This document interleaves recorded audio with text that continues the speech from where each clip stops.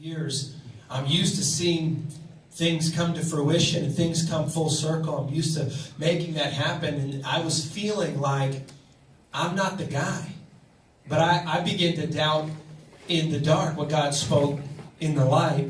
And so for me, a year and a half in, the very clear answer that God said this was FCA began to get a little bit unclear. And so I'm boarding a plane to go to Barcelona on a missions trip. And here I am, supposed to go minister to people, but I'm going to seek after God. Like, did I miss you? Did I give up all of this, right? Did I give up this for this and all this self-centered focus? And I get a phone call from my best friend. My best friend was a drug dealer, had big houses, had the big cars, had more money at one point in front of me. I thought about robbing him. I'm like, I don't know, man. You keep flashing that stuff, I'm going to take it. The brother needs some cash. This is for real. Had a house on the water. Was the most self-sufficient guy I've ever met. Never once did I see him ever starve or ever not get what he wanted. And I get a phone call. Mind you, I'm going to Barcelona. I'm on the tarmac. And I hear this. You ever cried like that? You know, where you can't, I don't know, right? One of those cries. And I hear this on the other line, and I see him like, for this stone cold brother to be crying like that, someone had to have died.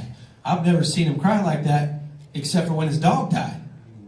And I'm like, oh my gosh, what's going on? So my mind is racing. And I had known that he got hooked on the drugs that he was selling. In fact, he had been living in my mother's basement because she was the only one that would take him in. Here he is, 100,000 cash at any time. Houses, big cars, living with a Huffy and no license. You know what I'm saying? You know what a Huffy is? That's a bike. Okay? He went from a Beamer to a bike.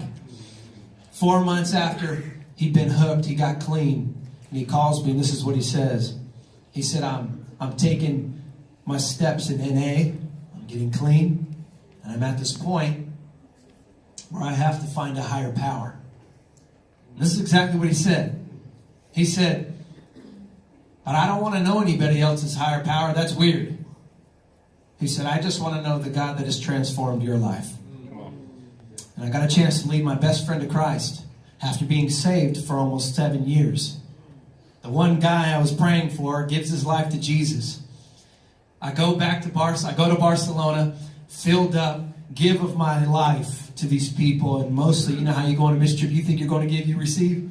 God did actually speak to me. He did give me vision for FCA, and he said, you got to get involved with the local church.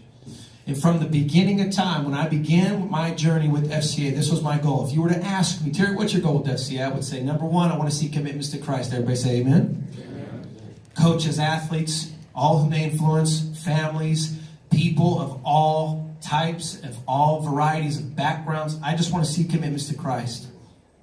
And I want to help build a local church. 23 years old, I get saved.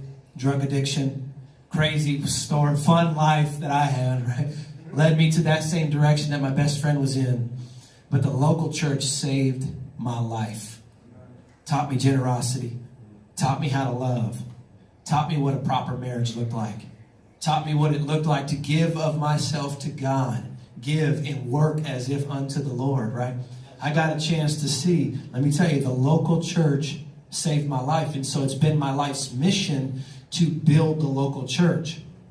Now I'm here with FCA in one of the most neutral situations I could ever find myself in. I don't say this in a prideful capacity. I say this in a humble manner. I know more senior pastors and youth pastors and pray for more churches. No, I take it back. I don't know if that's true.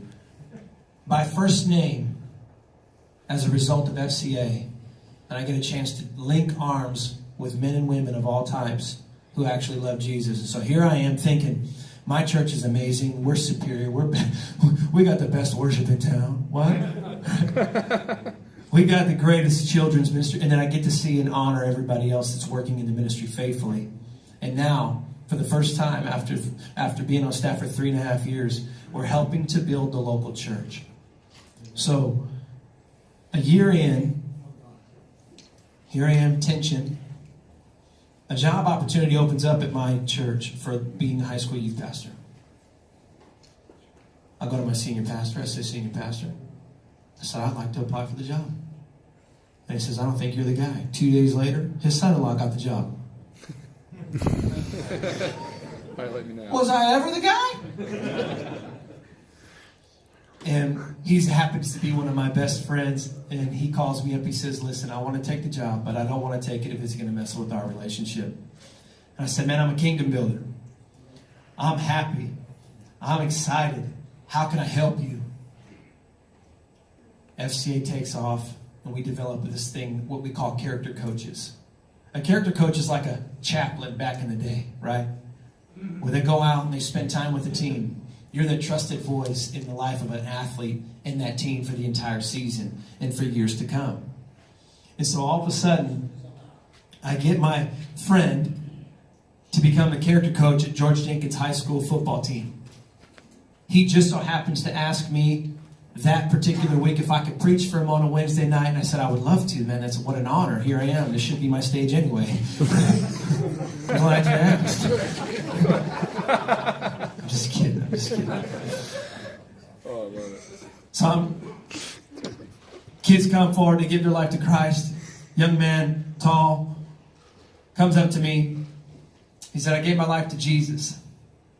And I wanted to tell you that. And I want to say thank you. And I said, that's amazing. How long have you been coming to church? He said, this is my first day. And I said, how'd you find out? He said, Pastor Colton is the character coach for George Jenkins football that I'm on. And he invited us to church. And I thought, man, how amazing that is that I apply for this job. God keeps me in FCA, gives crazy vision. We have long-term vision now for that. And my best friend, one of my best friends, gets to be the youth pastor there. And we're going to lead one of the young men to Christ as a result of the partnership with FCA. It's pretty amazing, right? That's one of many stories that is happening. And so I want to talk to you about a model we came up with. So I was frustrated. Here's why. Because I showed up with FCA, and here's what we heard. Oh, yeah, FCA, it's been around for a long time, but we got about 6 kids. And I'm like, okay, well, we can work with 6. We can work with 6. If we get 6 more, we double. Those are great percentages. I like odds. And so, here's what I heard. The common theme with FCA is, oh yeah, it once was amazing, and now it's not. And here's why. I go to George Jenkins High School. There used to be 250 students a week. And I said, well, who was the person? He said, Andy Baker. And like I should know who Andy Baker is. And I'm like, who's Andy Baker? He said, the only guy to ever get Teacher of the Year for 4 years in 10 years. Right? 6'4", bald white guy. I don't know. There's something to the bald that I appreciate. He was compelling. He loved the students. He was ministry-minded. He was serving the campus in a way as a teacher, but he was building the kingdom as a teacher at that school. And so when he left, here's what happened. Could you imagine what it'd be like to take your senior pastor's job right now? If you love him, at least. It's hard to step foot into somebody else's shoes that does a good job at something. So what I was running up against was people were feeling inadequate. Like, I can't follow Andy. I could never do what he does. Right? And this is what God spoke to me. He said, the shoes of someone else's past accomplishments could never contain the call of God that's on your life. And I thought to myself, okay, so that means you have more for other people. It just looks different. And so we began to look at what we can do to make it work. And so we said, how awesome would it be if we could allow a church who is not allowed on campus to come in and adopt a campus under the banner of FCA? And what we found was that the frustrations of FCA was this constant going bankrupt. We were good, and then somebody moved on. We were going well, and then the guy got another job. We were doing awesome, and then all of a sudden they changed the regulation in the school, and we couldn't do what we were supposed to do, and we continued to do. And so we were constantly, every 2-3 years, we were going bankrupt in the ministry. Like, it was going well, and now it's not. But how many of you know, like, if all of your people just stopped showing up to church tomorrow and then you restarted, and a year and a half later they kind of grew and then they just stopped showing up again, and then your senior pastor comes up, and then 2 years later you got 5 senior pastors that have come. It's hard to grow anything, business. It's hard to grow church. It's hard to grow anything without consistent leadership. And so here's what happened. I had people on the south side going onto the north side campuses because that was where we can get in, and they were just willing to do whatever it took. So I thought, what if a south side school can be adopted by a south side church? Because if I asked any senior pastor or any youth pastor, I said, where do the majority of the people that come to your ministry live? And they would say, oh, around this area. And so I thought, okay, how awesome would it be if those that are in this area had a chance to go to a church in this area? How hard is it, now I'll tell you this, to invite somebody for the first time to drive 30 minutes to church? Hey man, I'd love for you to come to church there, Trevor. Say, where is it? Man, it's 35 minutes away on a Wednesday night. Say, I don't have a ride. Well, I don't have a car either. Because I know how far it is. You know how far it is. It's going to be difficult for assimilation to begin to take place without a geographical focus. So I want to walk you through the model that we put on paper. What you see in front of you started on napkins. It started out of frustration. But how many of you know this? And maybe this is just something, just a side note, FCA aside. If there's a problem and you state that there's a problem without a solution, you're a critic. So I became a critic until God said, why don't you come up with a solution? And so we began to write on paper. If FCA staff would partner with the church, we would assign what we consider to be our most ideal volunteer. Not our most important, but our most ideal volunteer. This is the person that we can handpick and say, how can we help you, and as it helps the school, and as it helps FCA. So the campus coach, 9 times out of 10, is going to be the youth pastor or the person who is available on a more consistent basis to become the face of FCA on the campus as the main point of contact on that campus. But you'll see next to that is what we have another campus coach role. We call this the co-campus coach. What a co-campus coach does is help shoulder the workload that's going to be on the campus. Now, back to what I said. I want to see commitments to Christ, and I want to help build the local church. When we ask people to be a part of FCA in this capacity, what it sounded like in the past is, hey, I know you're busy. Would you like to be more busy? Hey, I know you got a lot on your plate. But do you want to come do what we want you to do also with FCA? Because here's what happened. There was the church, and then there was the parachurch. Hate it or love it. You're like, not this parachurch ministry over here. We do great. But you know how many parachurch ministries are out there just trying to do their own thing? Right? You know how many other churches are out there that if only we could think like this. Here's what we believe. FCA and our parachurch ministry and organization is this, that we are an extension of the church. All we are is a representation of the church while we go and do something different. We don't do something better. We're not doing what the church is not doing. That's out of our vernacular. I don't train any of our people to say anything like that, because here's what happens. Here's what happens. And I'm sorry if you've ever heard this. We get to do what the church doesn't do. We go where the church doesn't go. No. I am the church. I am going. We are going. And I feel like that's a word from God.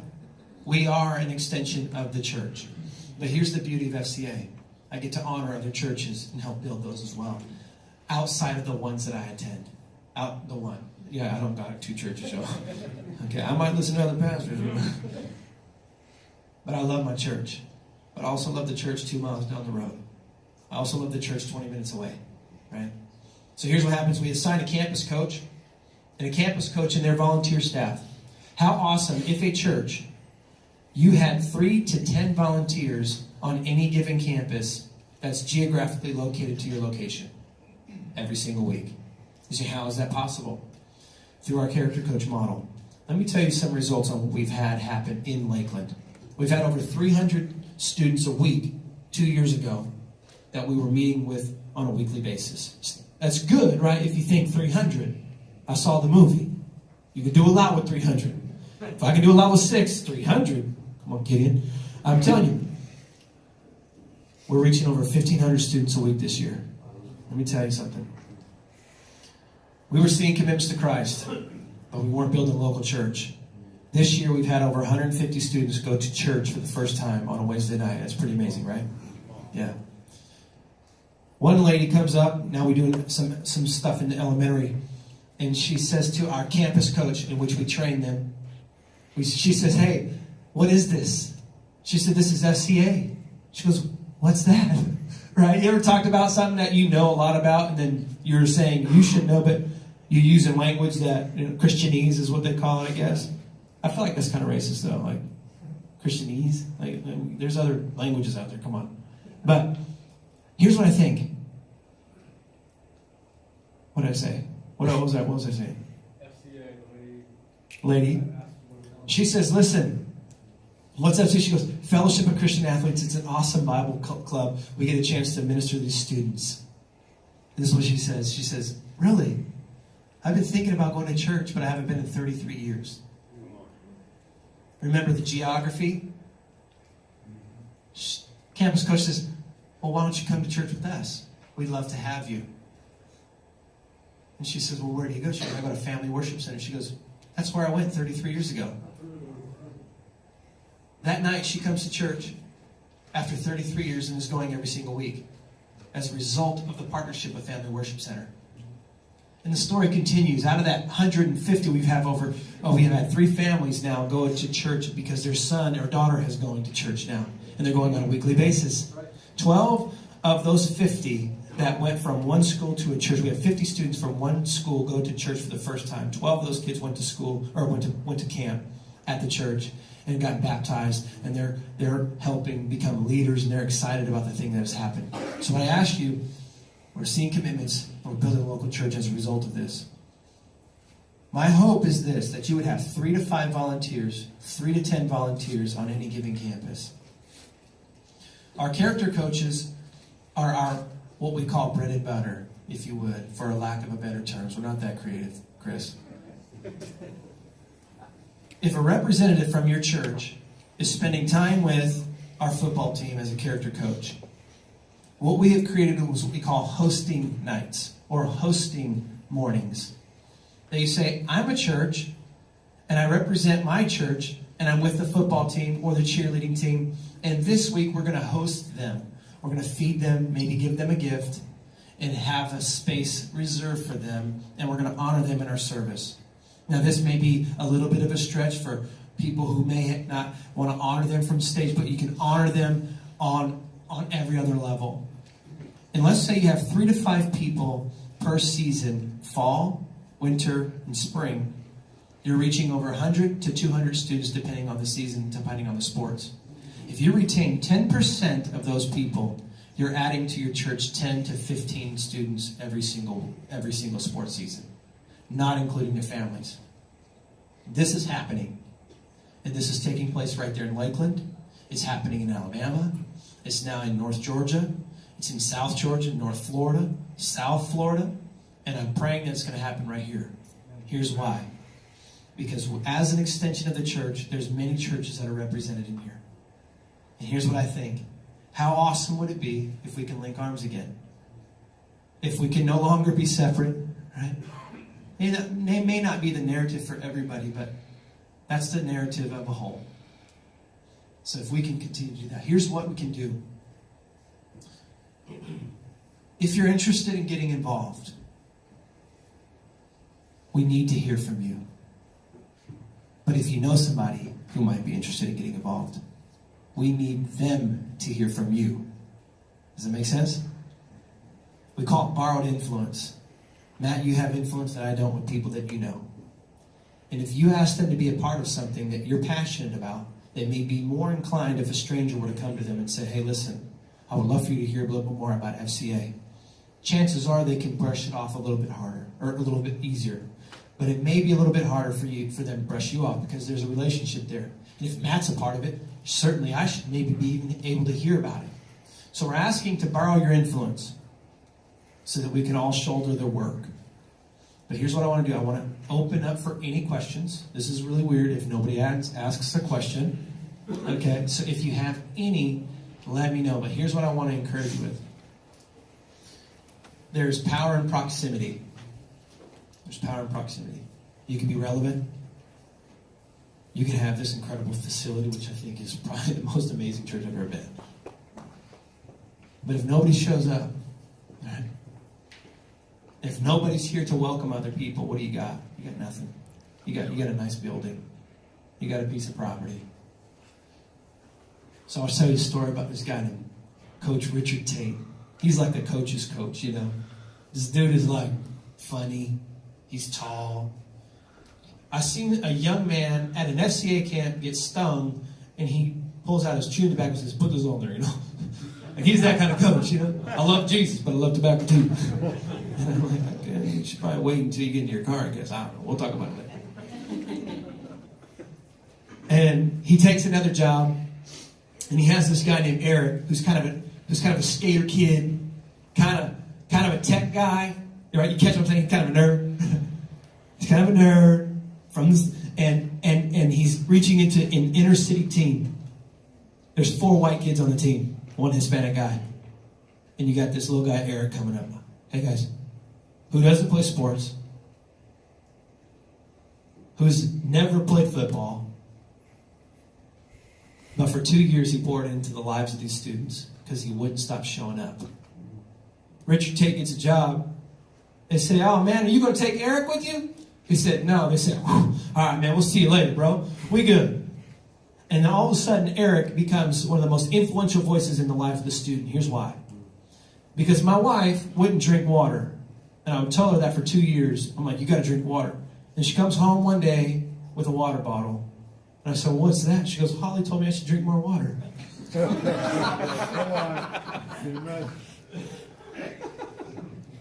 Awesome.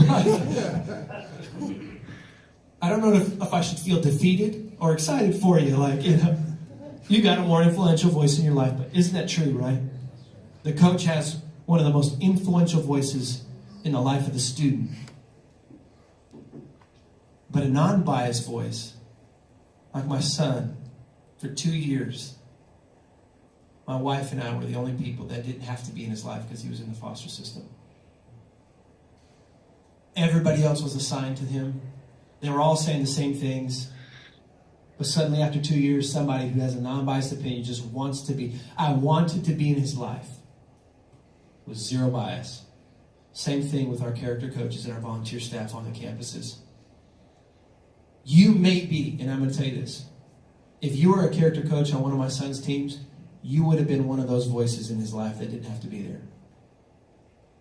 I could only imagine, I don't know the demographic here, but the demographic in Lakeland, high percentage that we would be the only voice that doesn't have to be in some of these kids' lives. So let us help you build your church. Let us help you serve in the capacity that God has called you to serve in. Let us help you do everything that you've been called to do as we help steward your gift and your platform. So if anybody has any questions, right now would be the time. You can ask a courtesy question, just for my security. Yes, sir. So if I'm talking to pastors, do you have some kind of like little profile on each of these positions? What that person might look like? So if I'm talking to a pastor, he'd start thinking, yeah, I can already see this person might be interested, this person might be step up, or it might be interesting. Your name? David. Thank you, David. So, in the back of this folder, we have what we call ministry overviews. I've got a job description, and many of you got a job description. This is what we call ministry overviews. This is kind of our first point of contact. And we know this, that ministry flows out of a relationship. This is kind of an overview of what is to be expected. And then as you engage on a local level with your staff and main points of contact, your campus coaches, etc., we begin to help tighten some of the nuts and bolts. Right? Every campus is unique. But we have a launch sequence available. We have everything that we have laid out for you guys to take advantage of and make it as seamless as we can possibly make it. And I want to bring this up too. FCA, in kind of this whole talk, can seem like we need a bunch of people who goes and share their testimony and a bunch of people who can go and teach a lesson on whatever, but you don't like public speaking. We appreciate that. It's like, I think the second greatest fear next to death. Like, it was a big deal, right? And so one thing we implement in Lakeland is that every coach is going to get a cake. How many people are in your church that cook? And say, you know what, I would love to be able to supply a coach a cake for Christmas or Thanksgiving or maybe their birthday. Right? You got people who can write thank you notes and can deliver them and say thank you so much for doing everything you do. And it's vital in the life of the student. We just want to say on behalf of FCA and Cornerstone Church or whatever church you belong to, right? We just want to say thank you so much. Also, here's an option. Hey, I would love for you guys to attend church if you ever wanted to. Any other questions? Yes? Where do you see the greatest need as far as all the positions that you have? Character coaches. Yeah.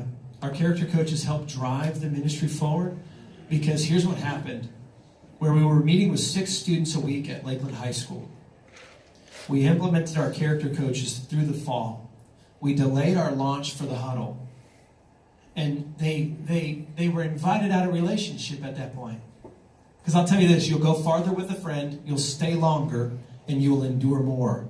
Is that true? I'll go if you go. Hey man, you want to go to that birthday party?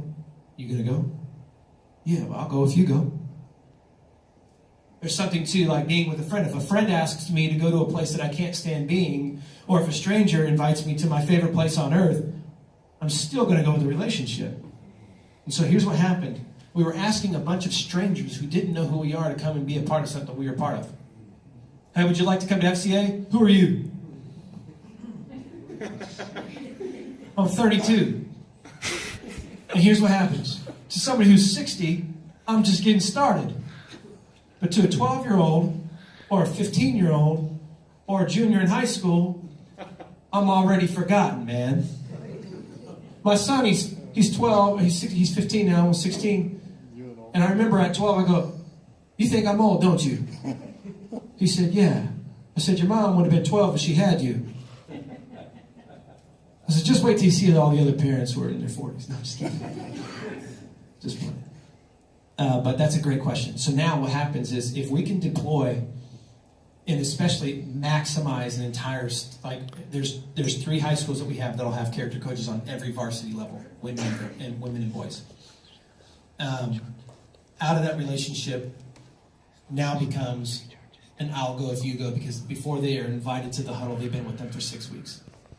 Does that make sense? And then also, this is a way for your youth pastor. Here's what happens. We want to complement your already existing campus presence. I've been a part of incredible ministries since I got saved, and every one wasn't possible without a campus ministry. Every one of them wasn't possible without a campus presence, right? And so we're helping make more efficient your already existing job focus, job description as a youth pastor, to be in the life of the student. And so now you can mobilize your students, because here's what we say: go out and reach your friends. I'll go if you go. Is that the reality? I'll go if you go. I'll go talk to that person if you come with me. Come with me, please. Just come with me. And all of a sudden, one of the most trusted voices in their life is standing right there alongside them, helping them reach their friends. It's pretty amazing.